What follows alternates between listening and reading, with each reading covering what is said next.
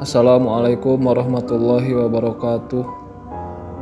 Innal hamdalillah nahmaduhu wa nasta'inu wa nastaghfiru wa na'udzu billahi min shururi anfusina wa min sayyiati a'malina may yahdihillahu fala mudhillalah wa may yudlilhu fala hadiyalah. Asyhadu an la ilaha illallah wa asyhadu anna Muhammadan abduhu wa rasuluh alladzi la nabiyya ba'da. Pertama-tama marilah kita panjatkan puji serta syukur kita kepada Allah Subhanahu wa taala yang telah memberikan segala macam bentuk kenikmatan, dan yang paling utama adalah nikmat iman dan nikmat Islam. Tak lupa salawat serta salam marilah kita curah limpahkan kepada Nabi Baginda Alam Nabi Muhammad sallallahu alaihi wasallam, kepada keluarganya, sahabatnya, tabi'in tabi'atnya, dan semoga sampai kepada kita selaku umatnya hingga akhir zaman. Yang saya hormati Bapak Ibu Guru Grup KKG PAI Bacip, pada kesempatan ini saya akan mengambil tema yaitu demi waktu. A'udzubillahi minasyaitonirrajim. Bismillahirrahmanirrahim. Wal 'asr Innal insana lafi khusr illal ladzina amanu wa 'amilus solihati wa tawasaw bil haqqi wa tawasaw bis sabr.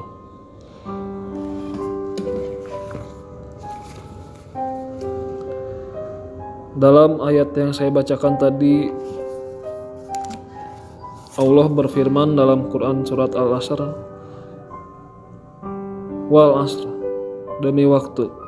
Innal insana lafi khusr, sungguh manusia berada dalam kerugian. Artinya adalah ketika kita melakukan sesuatu yang tidak ada manfaatnya dan tidak ada kebaikan di sisi Allah, maka itu akan menjadi hal yang sia-sia atau tidak mendapatkan apapun. Dalam kerugian ini banyak sekali hal yang bisa kita ambil pelajarannya, yaitu dengan cara meminimalisir hal yang tidak akan menjadikan dosa atau madaratnya, yaitu beribadah sholat 5 waktu.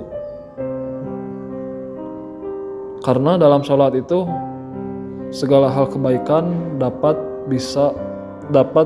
menjadi bekal untuk kita melanjutkan amal-amal yang lainnya. Kemudian yang kedua adalah dengan cara kita mendekatkan diri kepada Allah itu senantiasa berzikir agar selalu terkoneksi dan mengingat Allah. Berzikir, ketiganya adalah sholawat, dan yang terakhir adalah membaca Al-Quran. Itu adalah hal-hal yang membuat kita akan terhindar dari perbuatan yang sia-sia atau yang merugikan diri kita sendiri. Karena itu, waktu adalah hal yang paling berharga dalam hidup ini, dan itu akan menjadi pertanggungjawaban kita ketika di akhirat kelak. Kemudian ayat ketiganya adalah illal ladzina amanu wa 'amilus solihati wa tawasaw bil haqq wa tawasaw bis sabr.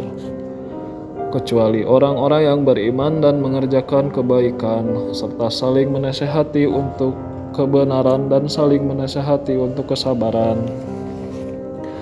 Artinya dalam ayat yang terakhir ini adalah orang-orang yang beriman dan mengerjakan kebaikan itu adalah orang yang beruntung, karena kita termasuk hamba yang bisa mendapatkan kebaikan di sisi Allah. Bagaimana itu caranya agar kita terus bisa istiqomah dalam koridor perintah Allah? Yang pertama adalah dengan cara berbuat baik dengan sesama, mengerjakan kebaikan, menolong sesama, dan menasihati dalam kebenaran ketika ada orang yang melakukan kesalahan dan kita menegurnya atau memberitahu supaya dia tidak melakukan kesalahan lagi. Kemudian yang terakhir adalah saling menasihati untuk kesabaran. Untuk itu, kesimpulan pada kali ini adalah ada 4 kunci supaya kita tidak rugi. Dalam Al-Quran Allah bersumpah atas nama waktu berkali-kali. Yang pertama dalam surat Al-Asri, Ad-Duha, Al-Lail, dan yang terakhir ini adalah Al-Asr. Maka dari itu ini menandakan waktu begitu penting dalam kehidupan. Poin pertama agar kita selalu bisa menghargai waktu adalah amanu, paham kebenaran.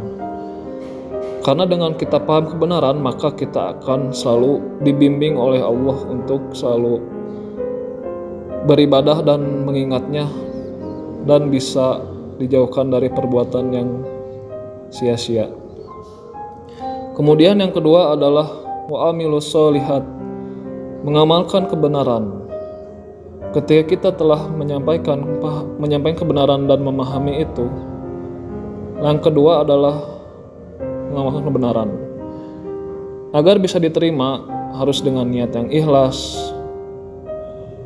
dan caranya yang benar, supaya mendapatkan ridho Allah dan dari hasil beramal yang soleh. Kemudian yang ketiga adalah watawasau bil haq, saling mengingatkan dalam kebenaran. Dan yang terakhir adalah watawasau bis sabr, saling mengingatkan dalam kesabaran. Jadi untuk itu kita dilatih untuk selalu bersabar dalam ketaatan, sabar dalam menjauhi maksiat, dan sabar dalam menghadapi musibah.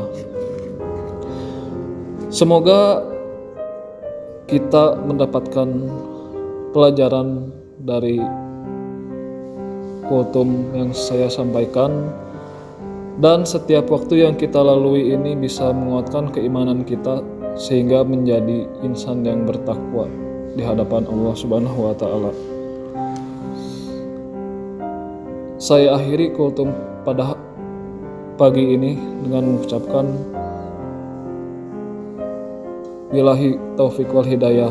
Assalamualaikum warahmatullahi wabarakatuh.